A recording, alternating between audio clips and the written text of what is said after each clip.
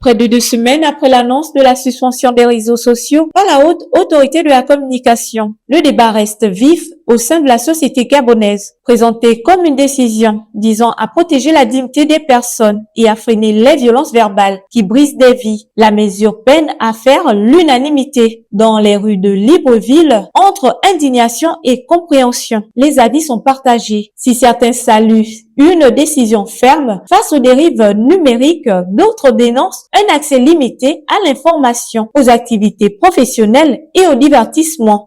Pour moi, la coupure des réseaux sociaux était vraiment une bonne initiative parce que normalement, dans la jeunesse, il y a des impunités qu'on prend sur les réseaux sociaux comme sur TikTok.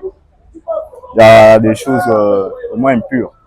La suspension des réseaux sociaux au Gabon, c'était un problème parce que ça perturbe non seulement les investissements, c'est-à-dire ceux qui publient les articles, qui ont leurs produits à vendre sur Internet, ça bloque leur commerce et leurs activités. C'est pas mauvais, vu qu'il y a aussi certaines personnes qui prenaient des réseaux sociaux maintenant pour un jeu. Tout ce qui n'est pas bon, ils mettent dans les réseaux sociaux. Ce qu'il ne faut pas mettre, ils mettaient. Quelque part, ils ont raison. Ils devaient quand même voir aussi un peu la situation de certains parents. Communiquer avec un enfant qui est à l'extérieur du pays, à l'appel direct, c'est trop cher.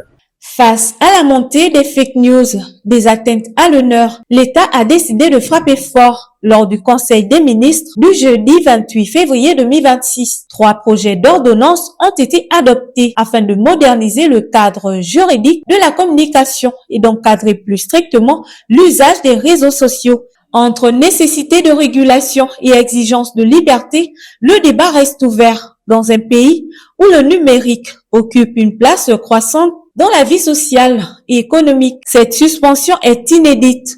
Reste à savoir si ce coup d'arrêt temporaire permettra réellement d'assainir la toile, sans fragiliser davantage le lien entre l'information, la liberté et responsabilité citoyenne.